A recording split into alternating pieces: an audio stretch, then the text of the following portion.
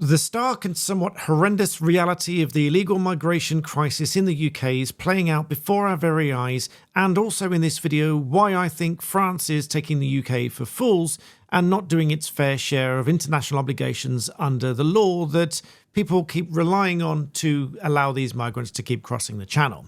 More about that a little bit later, because I think that will blow you away. I think it will sicken you at the same time, but I think it will blow you away.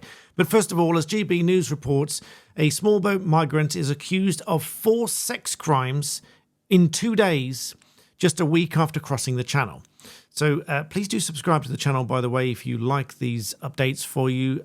That really helps my channel grow, and I really appreciate it.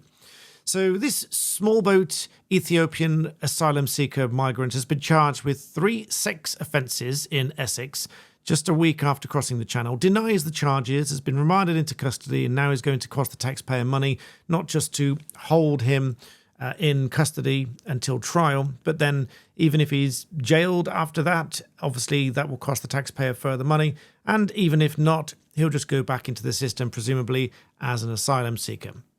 Now, the prosecutor said that one of the victims had been approached on a busy high street. So this is happening not just broad daylight, but a busy high street in front of lots of people. This guy, as alleged, didn't really seem to care whether it was in broad daylight or not, in front of other people or not. The prosecutor went on to say that he had no ties to anyone or any place in the UK, adding that the immigration had confirmed that he'd only been in the UK since the 29th of June. Home Office figures show that 585 migrants arrived on the south coast on 8 dinghies on that day.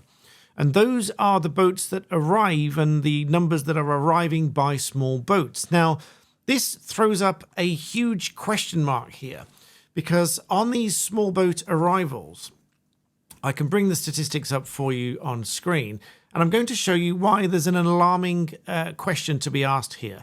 This page here shows that there were, on the 10th of July, 10 boats with 573 arrivals, 353, 317, and these numbers go on. Obviously, this guy arrived on June, which is gone up the page now.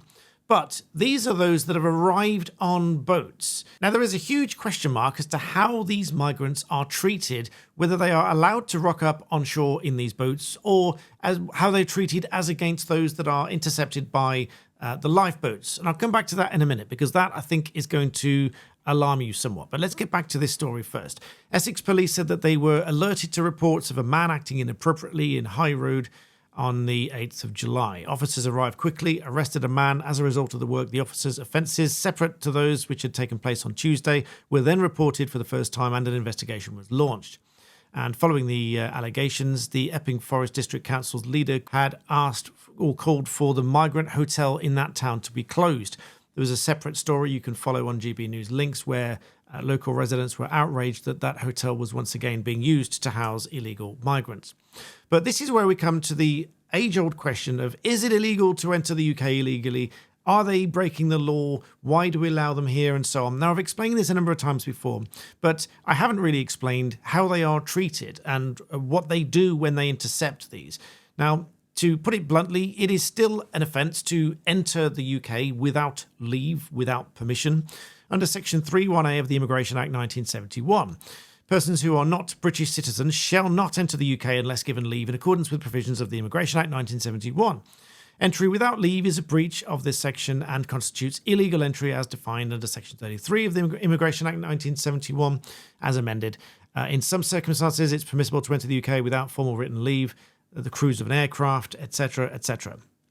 A person convicted of this offence on summary conviction is liable to imprisonment not exceeding 12 months, on indictment not exceeding 4 years, a fine or both. Now, here's an important distinction here, because how they consider irregular arrivals as they are being referred to. Methods of irregular entry and arrival commonly include persons concealed in a vehicle, stowaway on boards and ships, arriving at ports of entry, evading controls, or at an uncontrolled point on a small boat or light aircraft. Now, here's an interesting point, because some of them are then intercepted. So many of you might think, well, how does this differ? How does this change things? Well, it does change things. And in my view, it explains really in my view, that France is not doing its fair share of its obligation.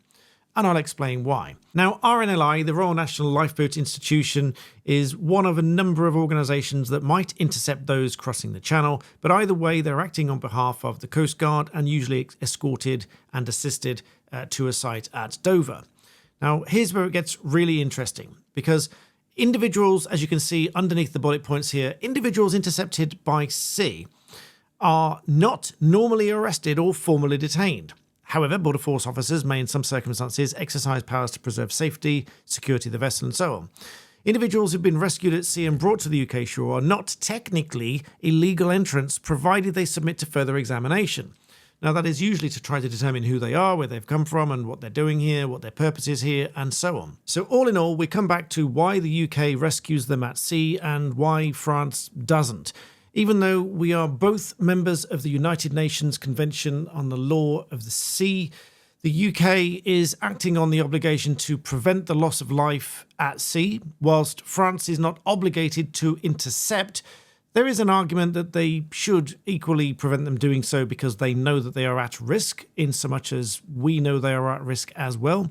So the laws and the requirements say that they may intercept where they see it's necessary, proportionate and possible and so on. And we've seen one or two examples of where they've been slashing boats to prevent them leaving and so on. But by and large, many of them still leave and head this way and are intercepted. And for that reason, many of those are dealt with as arrivals rather than illegal entrants, because they arrive rather than illegally enter. That is, aside from those that actually land on the UK and enter illegally. And even then, there's some arguments as to whether they are intending to evade control and so on. But either way, they end up being processed. They end up in hotels and other accommodation around the country. And we end up seeing stories like this one reported by GB News, whereby the risks are just frankly unknown.